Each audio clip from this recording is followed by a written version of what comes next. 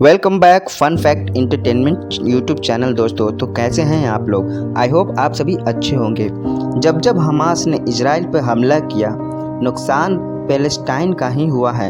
आंकड़े भी इसी बात की गवाही देते हैं कि जब जब हमास ने इजराइल पर हमला किया, इजराइल ने उसका मुंह तोड़ जवाब दिया है और नुकसान पैलेस्टाइन का ही हुआ है।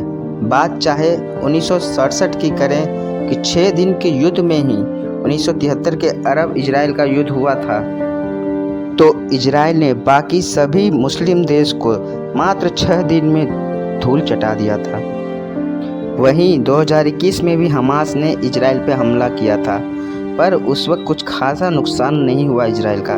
लेकिन अब 7 अक्टूबर 2023 को हमास के नेतृत्व में फिलिस्तीनी आतंकवादी समूहों ने गाजा पट्टी से इजराइल के खिलाफ बड़े पैमाने पर आक्रमण शुरू कर दिया है। आतंकवादियों ने गाजा इजराइल बाधा को तोड़ दिया और गाजा सीमा क्रॉसिंग के माध्यम से अपना रास्ता बना लिया। पास की इजरायली बस्तियों और सैन्य प्रतिष्ठानों में भी प्रवेश किया। वहीं हमास के आतंकवादियों का कहना है कि हमला यह महिलाओं पर हमले, यरूशलेम में अल अक्सा मस्जिद को अपवित्र करने और गाजा की चल रही घेराबंदी का प्रतिशोध था।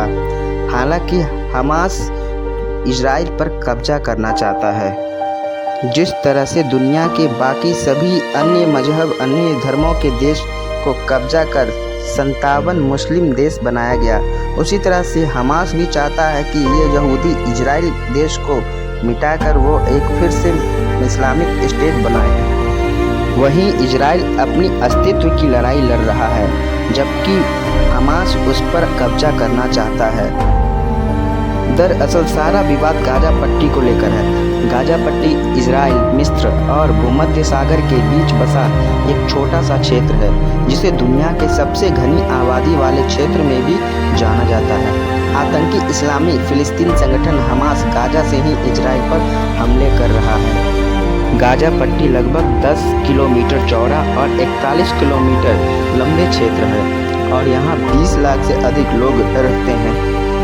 शनिवार को इजराइल पर हमास द्वारा किए गए अभूतपूर्व अप्रत्याशित हमले में कब्जा एवं अवरुद्ध किए गए फिलिस्तीनी इलाकों में अस्थिर हालातों और हमास जैसे गैर राजकीय तत्वों द्वारा आतंकवादी समूहों ने मजबूत सेना एवं खुफिया एजेंसियों से लैस इजराइल के लिए पैदा किए जा सकने वाले खतरों की याद दिलाती है। आतंकवादी हमास के हमले में लगभग इजराइल के 700 लोग मारे गए हैं। पश्चिमी किनारे वेस्ट बैंक में कई महीनों से तनाव की आग धधक तो रही थी, लेकिन किसी ने भी गाजा की तरफ इस किस्म के समन्वित और कम तकनीक वाले लेकिन घातक आकस्मिक हमले की उम्मीद नहीं की थी। हाल के महीनों में पश्चिमी किनारे के इलाकों में रोजमर्रा के आधार पर हिंसा देखी गई थी। शनिवार के हमले से पहले अकेले इस साल लगभग 200 फिलिस्तीनी और 30 इजरायली मारे गए थे। बेंजामिन नेतन्याहू की सरकार ने बड़े पैमाने पर हिंसा की इन घटनाओं को नज़रअंदाज किया और न्यायपालिका में बदलाव सहित अपनी अन्य नीतिगत प्राथमिकताओं को आगे बढ़ाया। इजराइल की सेना ने गाजा के हालात के अस्थिर ही सही लेकिन नियंत्रण में होने के मद्देनजर उसे स्थिर अस्थिरता के रूप में वर्णित किया और फिर हमास का यह आतंकवादी हमला हुआ। इस हमले में 1973 के योम किप्पुर युद्ध की याद दिला दी, जिसमें मिस्र और सीरिया के इजराइल को हिलाकर रख दिया था। आतंकवादी हमास, जो कि एक इस्लामिक आतंकवादी संगठन है तथा जिसने 1990 और 2000 के दशक की शुरुआत में कई आत्मघाती हमलों को अंजाम दिया था। हमास ने आम नागरिकों और सैनिकों के बीच कोई अंतर नहीं करते हुए हाल के इतिहास में इजराइल को सबसे बड़ा झटका दिया है। यह हमला कई नैतिक और व्यवहारिक सवाल खड़े करता है कि इजराइल के नागरिकों के खिलाफ आतंकवादी हमास की अंधाधुंध हिंसा निंदनीय है और इसे फिलिस्तीन आतंकवादी के हित में किसी भी किस्म की मदद नहीं मिलेगी। इससे उल्टे इसे आतंकवादी फिलिस्तीन के लोगों का जीवन और ज़्यादातर खतरे में पड़ेगा, क्योंकि इजराइल भी आम नागरिकों के हताहत होने की परवाह न करते हुए घिरे हुए इलाके पर दनादन हमले करने को तैयार है। फिलिस्तीनी आतंकवादी समूह हमास ने इजराइल पर सुनियोजित तरीके से हमला किया है।